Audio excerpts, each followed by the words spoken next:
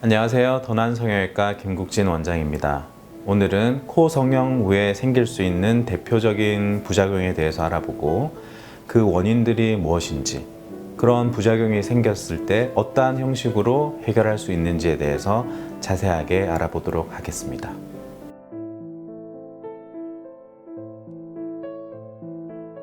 코 수술 후에 바로 부작용 증세가 보이는 경우 바로 즉각적으로 해결해야 될 부작용도 있고, 시간을 두고 조금 지켜본 다음에 해결해야 할 부작용도 있습니다. 염증 증상이 있을 때, 이런 경우에는 곧바로 세척술을 시행하거나 아니면 보형물 제거가 필요할 수 있습니다. 하지만 모양상에 보이는 약간의 휨 현상이라든지 코막힘 현상이라든지 이런 것들은 붓기나 이런 것들이 조금 더 정확하게 빠져본 다음에 그 모양을 보고 교정하는 것이 훨씬 더 정확하게 교정할 수 있습니다. 그리고 대부분의 그런 부작용들은 시간이 지나면서 좋아질 수 있는 부작용이 많습니다. 따라서 즉각적으로 해결해야 할 부작용과 아니면 시간을 두고 좀 지켜봐야 될 부작용을 구분한 다음 그거에 맞춰서 치료를 하는 것이 좋겠습니다.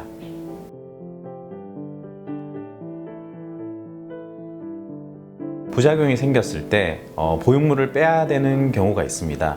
보형물을 빼고 혹은 이식된 연골을 제거한 후 100% 원래 코로 돌아갈 가능성은 적습니다.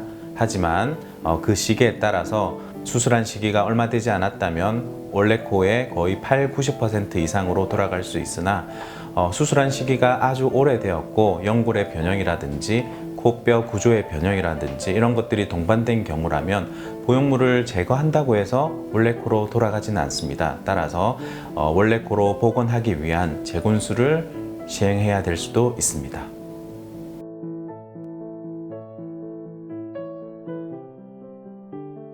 코 수술 후의 염증 증상에 의해서 통증이 동반된 경우 일단은 그 염증 치료를 하는 것이 맞습니다. 경미한 염증의 경우에는 항생제 주사나 항생제를 복용함으로써 그 염증 증상을 개선시킬 수가 있습니다. 하지만 경미하지 않은 염증의 경우에는 보형물을 제거하거나 세척술을 시행해야 됩니다. 따라서 그 염증의 원인이 되는 보형물이나 아니면은 이물질 등을 제거함으로써 그 염증을 치료할 수 있는 것입니다.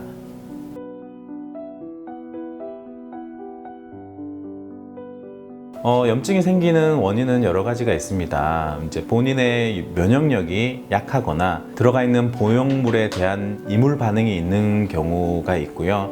아니면 수술적인 오류나 수술자에 의한 오염 등에 의해서도 염증이 생길 수 있습니다. 코라는 구조물은 항상 외부에 노출이 되어 있는 구조물이기 때문에 공기가 흡입이 되고 나가면서 코 안에는 정상적으로 존재하는 균들이 있습니다. 이런 균의 파급에 의해서도 생길 수가 있죠. 근데 수술 때마다 염증이 생긴다면 그것은 아마도 염증이 생긴 원인을 적절하게 조치를 하지 않고 재수술을 시행했기 때문입니다. 따라서 그 염증의 원인을 정확하게 파악을 하고 그것을 제거하거나 그 오류를 바로잡는 확실한 조치를 취해야만 염증이 다시 재발하지 않을 수 있습니다. 따라서 보형물이 본인에 맞지 않거나 보형물로 인한 염증이 지속된다면 이 보형물은 자가 조직이나 자가 연골로 대체해서 수술을 해야 되겠고요.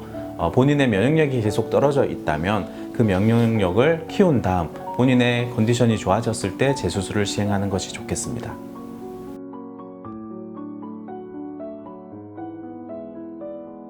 네, 보형물에 의한 코막힘 현상은 흔하지는 않습니다. 낮은 코의 경우 보형물을 아주 두꺼운 걸 썼을 때 이제 정상적으로 가지고 있는 코의 구조를 망가뜨리는 경우에는 코막힘 현상이 올 수 있는데요. 대부분의 코막힘 현상은 보형물에 의한 코막힘보다는 연골 이식의 이 이식편이 휨 현상으로 인해서 한쪽 코를 막거나 아니면 원래 가지고 있던 비중격 망곡증이 수술하면서 제대로 조치되지 않았거나 아니면은 가지고 있던 비염 증상이 수술로 인해서 악화되어서 코 막힘 현상이 생길 수는 있는데 일반적으로는 보형물에 인한 코막힘 현상은 흔하지는 않습니다. 따라서 보형물로 인해서 코막힘 현상이 생겼을 때는 보형물로 인해 망가진 코의 구조를 재건하는 비밸브 성형을 통해서 이런 코막힘 현상을 해결할 수가 있습니다.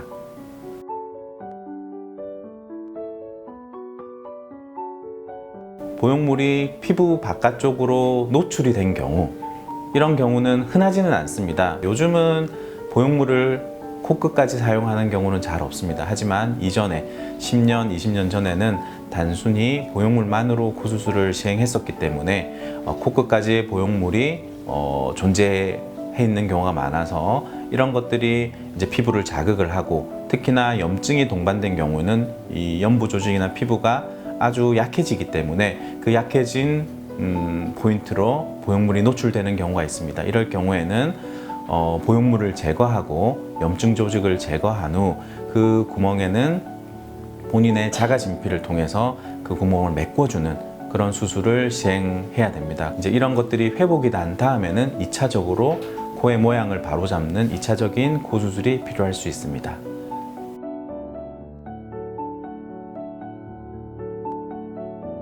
부작용으로 인한 재수술을 찾는 가장 큰 원인은 염증입니다.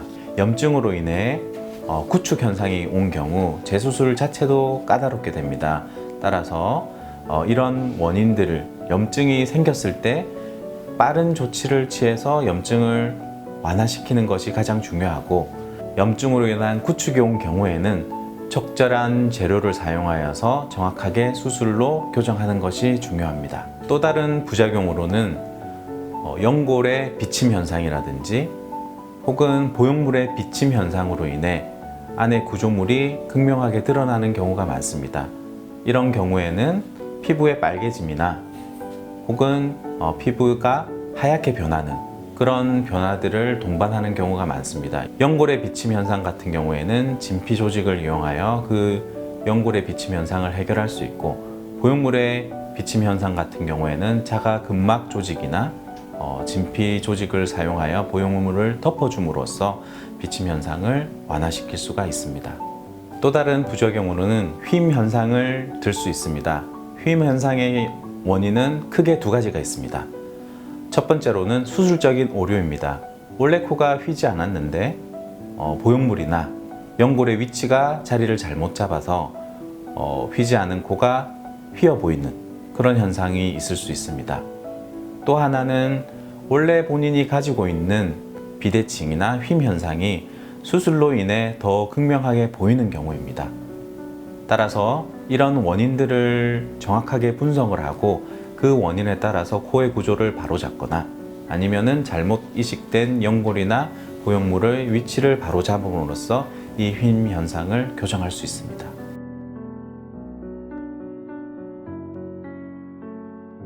코는 신체 조직 중에서 가장 돌출된 부분입니다.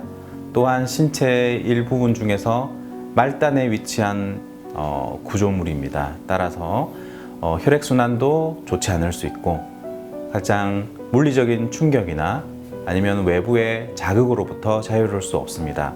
따라서 코 성형 후에 생길 수 있는 부작용에 대해서는 미리 인지하고 이것이 생겼을 때 적절한 조치를 취하는 것이 좋으며, 이것이 생기지 않게 미연에 방지하는 것도 중요합니다.